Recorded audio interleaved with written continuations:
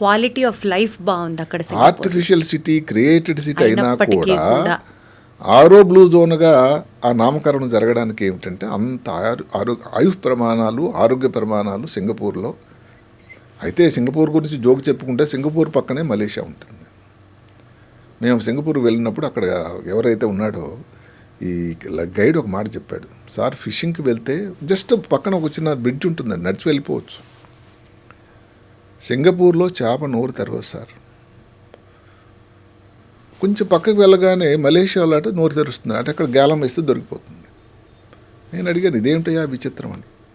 దానికి ఆయన చెప్పడం ఏంటంటే సింగపూర్లో రూల్ అంత స్ట్రిక్ట్ సార్, అసలు ఎవరు నోరు తెరవదు సార్, చేప కూడా నోరు తెరవదు అన్నాడు.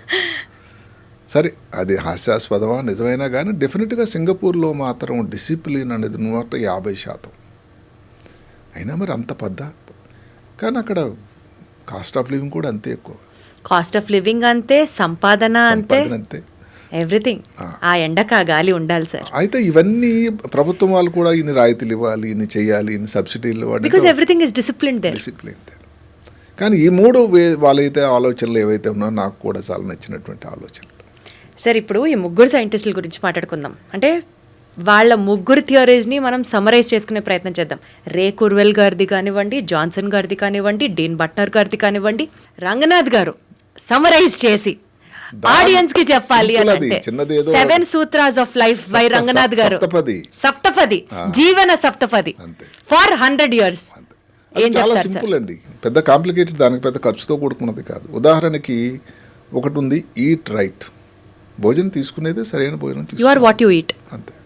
అంటే ఏమిటి, ఇప్పుడు నా దాంట్లో కొంచెం నాన్ వెజిటేరియన్ తాలూకు పాలు తక్కువ ఉండాలి, ఇందాక చెప్పినట్టుగానే ఏదైనా ఫ్రూట్స్ కానీ మీ ఊర్లో దొరికినవే, కొంచెం సాల్ట్ తక్కువ ఉండాలి, ఈ గ్రిల్లెడ్ ఫుడ్ అవన్నీ తీసుకోకూడదు. ఏమైపోతారు సార్ ఈ చాట్ బండ్ల వాళ్ళు, పానీపూరి బండ్ల వాళ్ళు, జంక్ ఫుడ్ వాళ్ళు ఏమైపోతారు సార్? వాళ్ళు బతకాలి, వాళ్ళు కూడా భారతీయులే. అయితే ఇప్పుడు నేను చెప్పేది ఎవరెవరైతే 100 సంవత్సరాలు ఉండాలి అని అభిలాషించుకుంటున్నారు, ఇలాంటి కొన్ని కట్టుదిట్టం అయితే చేసుకోవాల్సింది. అందుకనే దానికి ఈట్ రైట్ అన్నారు. Eat right. సో రైట్ అంటే కరెక్ట్గా ప్లాంట్ ప్రోడక్ట్స్ తినడం, ఫ్రూట్స్ తీసుకోవడం, సాల్ట్ తక్కువ, షుగర్ తక్కువ తీసుకోవడం. ఇందాక చెప్పినట్టుగానే భోజనం చేస్తున్నప్పుడు 80% ఉండి 20% ఖాళీ ఉంచడం, ఎందుకంటే జీర్ణం అవ్వడానికి. అది ఈట్ రైట్. ఫస్ట్ సూత్రం ఈట్ రైట్.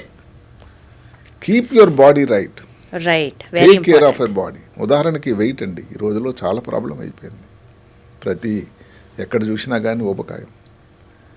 ఇందులో ఇంతవరకు నేను సర్జన్గా ఎవరికి కూడా నేనేదో దానికి అడ్వర్టైజ్మెంట్ చేయడం కాదు, కానీ ప్రజల్లో ఉన్నటువంటి భయం, ఆందోళన పోవాలి సర్జరీ గురించి. ఈ విషయం అదే చెప్తుంది. మాటకి ఇప్పుడు ఎవరైనా ఈ బ్యారియాట్రిక్ సర్జరీ, ఊబకాయాని కోసం సర్జరీ చేసి చాలా విరివిగా జరుగుతున్నాయి. మీరు నమ్ముతారా, 10 సంవత్సరాలు ఎక్కువ అవుతుందట వాళ్ళ ఆయు ప్రమాణం. అద్భుతం. క్యాట్రాక్ట్ వచ్చిందనుకోండి 9 సంవత్సరాలు. క్యాట్రాక్ట్ అంటే ఏం సింపుల్, ఉదయం. ఇప్పుడు ఏంటిది అసలు ఆపరేషన్ చేయించి సాయంత్రం డిశ్చార్జ్ అయిపోతారు సార్. Day care. కరెక్ట్. ఇప్పుడు హిప్ సర్జరీ వచ్చింది, హిప్ రీప్లేస్మెంట్ సర్జరీ వచ్చింది, రోబోస్ వచ్చాయి, 2 రోజులని నడిపిస్తున్నారు. ఓ అమ్మో హిప్ సర్జరీ అంటే ఇంక జీవితాంతం బెడ్ మీద ఉంటామని ఒక ఆలోచన ఉండేది. సరైనది కాదండి. హైదరాబాద్ నగరంలోని కనీసం 60 చోట్ల ఇంకా ఎక్కువ ఉన్నాయేమో రోబోస్ సౌకర్యం ఉంది. 2 రోజులు అయిపోతారు. 10 సంవత్సరాలు మీకు పెరుగుతున్నారు దానివల్ల. సెన్స్ ఆఫ్ పర్పస్ ఏదైతే మనం ఇందాక అనుకున్నామో, భగవంతుడు ఎందుకు నేను ఈ రోజు కూడా ఉన్నాను, ఎవరికి నేను సాయం చేయాలి, చేస్తే దానిలో సంతోషం ఏంటి, దానిలో నాకు ఆనందం ఏంటి, నా జీవిత పరమార్థం ఏంటి, దానికి అర్థం ఏమిటి, నువ్వే కల్పించావు తండ్రి అని చెప్పుకుంటే ఇంక 7 సంవత్సరాలు అవుతుందట. 4 సార్లు ఏదైతే టెంపుల్కి వెళ్ళి భగవంతుని అయ్యా అని. సార్ మనం 1 by 1 మాట్లాడుకుందాం. సెకండ్ మనం కీప్ యువర్ బాడీ రైట్ దగ్గర ఉన్నాం. So third theory will be exercise. అంటే యాక్టివ్గా కీప్ యువర్ బాడీ రైట్ అంటేనే మనం ఎక్సర్సైజ్ చేయాలి. దానికి నేను చెప్పిన ఏది ఆరోగ్యం ప్రాబ్లం వచ్చిందనుకోండి, ఉదాహరణకి పాలీఫార్మసీ, ఎక్కువ మందులు వేసుకోకూడదు, డాక్టర్ గారి తాలూకా పర్యవేక్షణలో ఉండాలి. ఇప్పుడు హిప్ ప్రాబ్లం వచ్చిందనుకోండి, దానికి వైద్యం ఆ డాక్టర్ గారు చెప్పినట్టు నీ జాయింట్ అనుకోండి, దానికి ఇన్ని సంవత్సరాలు ఎక్కడ లేదు, కానీ దానివల్ల డెఫినెట్గా మీకు ఏదో ఈ మిగతా ఊబకాయం రావడం, హార్ట్ అటాక్లు, బీపీలు ఇవన్నీ రాకుండా ఉండడానికి, ఆరోగ్యం పెరగడానికి అవకాశం ఉంది. ఇంకో మాట నేను అందులో మాటల్లో చెప్పకపోయాను, ఇందులో ఒక నెగిటివ్ మాట కూడా ఉంది. నెగిటివ్ పాయింట్స్ ఉన్నాయి, అంటే డెబిట్ అవుతుంది. ఏమిటది? ఇప్పుడు ఎవరికైనా డయాబెటీస్ చాలా ఎక్కువ ఉంది. డయాబెటీస్ కాళ్ళలో చిన్న గాయం అయిందంటే అది మానదు. అవును. అందువల్ల దానికి అలాగ డ్రెస్సింగ్ చేస్తూ ఇవి చేసి చివరికి కాలు తీసేటువంటి పరిస్థితి. ఆ డయాబెటిక్ ఫుట్ అంటారు దాన్ని. Correct sir. దానికి కానీ సరిగ్గా సత్వరణ వైద్యంగా చేయకపోతే ప్రాణాపాయం అది. అలా చేయకపోవడం వల్ల 15 సంవత్సరాలు నెగిటివ్ అయిపోతుందట. సో అన్నీ పాజిటివ్ మాటలే మనం చెప్పటం లేదు, అంటే ఇందులో కూడా ఉన్నాయి. ఇప్పుడు మీరు అడిగారు మూడోది ఏది యాక్టివ్, కీప్ యాక్టివ్. ఎక్సర్సైజ్ అనేది దగ్గర కీప్ యాక్టివ్. అసలు ఒక వయసు వచ్చిన తర్వాత ఏదో పని చేస్తూ ఉండాలి ఉదయం నుంచి సాయంకాలం వరకు. ఎక్కడ చేస్తారు సార్ అసలు? పొద్దున్న సాయంత్రం వరకు ఏం చేస్తారు సార్? మనకి అన్ని రోబోలు వచ్చేసి, మెషిన్లు ఆ వచ్చేసి, మొబైల్లు, ఆ రోబోలు దానివల్ల అయిపోయింది. నేను చెప్పేది ఏంటి, ఇంటి దగ్గర అనుకోండి ఏవో పుస్తకాలు సర్దుతున్నారు, న్యూస్ పేపర్లు సర్దుతున్నారు అనుకోండి, 5 పేపర్లు ఉన్నాయి. ఇంతకుముందు 5 కలిపి ఒకసారి పెట్టేవాళ్ళు. మీరు 2 సార్లు 3 సార్లు దాన్ని విభజించండి. ఏదైనా ఫోనే వచ్చింది అనుకోండి, బోస్ గారే ఫోన్ చేశారు, నిలబడి మాట్లాడండి. ఏదైనా పని చేసినప్పుడు కొంచెం నిలబడి అటు తిరుగుతూ ఉండండి. అదే కాకుండా ఏదైనా కొత్త స్పోర్ట్ ఏదైనా నేర్చుకోండి. సార్ 60 ఏళ్లలో 70 ఏళ్లలో కూడా కొత్త స్పోర్ట్లు దానికి ఏమిటి, ఇప్పుడు ఏదో దాన్ని షటిల్ ఆడక్కర్లేదండి. ఏదైనా స్పోర్ట్ అంటే ఇప్పుడు మాటకి మీరు వాకింగ్ క్లబ్ అని ఉంది, లాఫింగ్ క్లబ్స్ ఉన్నాయి, అందులో మెంబర్స్గా చేరండి. సింపుల్గా ఏదైనా కొత్త విషయం ఇంకా నేర్చుకోండి. ఇలాంటివి చేస్తుంటే యాక్టివ్ ఉండాలి. దానిలో ఉన్నటువంటి బ్రెయిన్ యాక్టివ్ ఉండాలా, బాడీ యాక్టివ్? బాడీ యాక్టివ్ ఉంటే బ్రెయిన్ యాక్టివ్ ఉంటుంది, అంతే కదండి. అంటే కూర్చొని గేమ్ ఆడుకుంటున్నాం సెల్ ఫోన్లో, అది మీరు అలవ్ చేస్తారా? చాలా చేయటది. అందులో మొబైల్లో కూడా 2 రకాలు ఉన్నాయి, పాసివ్, యాక్టివ్ అని. పాసివ్ అంటే ఏమిటి అంటే మీరు ఇంకా అలా స్క్రోలింగ్ చేస్తూ ఉంటారు, స్క్రోలింగ్ దానివల్ల చాలా చేయటం. యాక్టివ్ స్క్రోలింగ్ అని అంటే మీరు ఏదైనా బ్లాగ్ రాశారు, అందులో మీరు ఏదైనా కొత్త వీడియో చేశారు, ఒక దానికోసం మీరు ఏదైనా ఆన్సర్ చేశారు, రీసెర్చ్ చేయడాలు. అది ఎప్పుడైతే మీ మెదడుకి సానబెడతారో, మెదడుకి మేత ఉంటుందో దానిని యాక్టివ్ స్క్రోల్ అంటారు. అది చాలా ఉపయోగకరం. అది మనం గంటలు కూడా అదే కదా, అందుకని చెప్తున్నాను, ఏదైతే ఉందో మొబైల్ అనేది గొప్ప సాధనం, కానీ అది మించి దాటిపోయినట్టయితే వచ్చే ఇబ్బంది ఇది.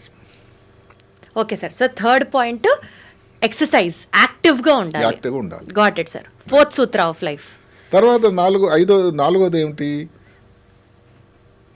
ఇదేమిటంటే చూస్ యువర్ హ్యాపీ ప్లేస్. అంటే ఏమిటి, మీరు అక్కడికెక్కడో గార్డెను లేకపోతే ఏదో పార్కు అక్కడికి వెళ్ళి చెప్పిన ఇందాక సేమ్ సింగపూర్ వాళ్ళు చేసినట్టు మిరపకాయ బజ్జీ సెంటర్ దగ్గరికి వెళ్తే సైక్లింగ్ చేయండి. మిరపకాయ బజ్జీలో చాలా ఆయిల్ ఉంటుంది. లేదు ఇంకొకటి ఏదైతే సెపరేట్గా ఉండడం మాత్రం ప్రయత్నించకండి. లోన్లీనెస్. ఎవరైనా రూమ్మేట్ని పెట్టుకోండి. లోన్లీనెస్ గురించి మాట్లాడుతూ ఒక అమెరికా శాస్త్రవేత్త, అదే కాదు సర్జన్ జనరల్ అంటారు ఆయన, భారతదేశ సంతతి, లోన్లీగా ఉండే వ్యక్తుల వల్ల ఏంటంటే 1 డజన్ సిగరెట్లు ఒక రోజు కాలిస్తే ఎంత ప్రమాదమో అంత ప్రమాదం అంటే లోన్లీగా ఉండి. ఇందాక చెప్పిన ఇంకొకటి ఏంటి, దగ్గర చుట్టాలకి బంధువులకి మనం సాయం చేస్తే, ఇది చాలా జాన్ హాప్కిన్స్ కాలేజీ నుంచి వచ్చినటువంటి స్టడీ.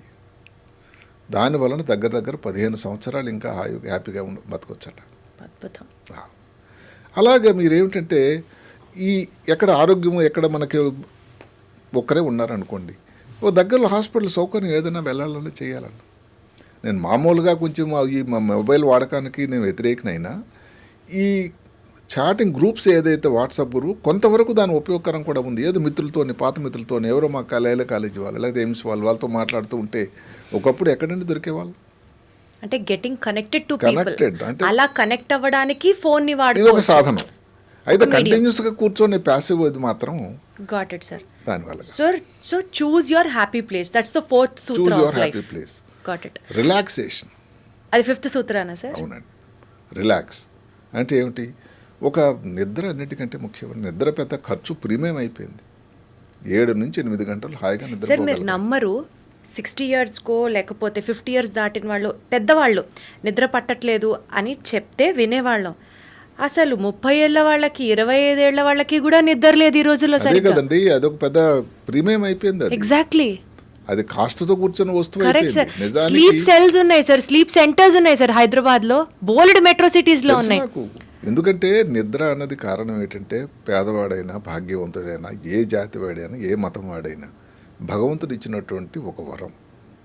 ఇప్పుడు మధ్యాహ్నం ఏదో పని చేస్తూ ఉంటాడు, ఏదో బండ మీద పడుకుంటాడండి, ఏం ఏసీ ఉంది, ఏం హంసతులికా తలుపు ఉందండి, ఆకలి రుచెరగదు, నిద్ర సుఖమెరగదు.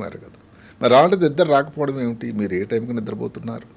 సృష్టికర్త తయారు చేసినప్పుడే మెదడులో మెలటోనిన్ అని ఒక హార్మోన్ తయారు చేశాడు, నిద్ర రావడానికి కార్యభూతమైనటువంటిది.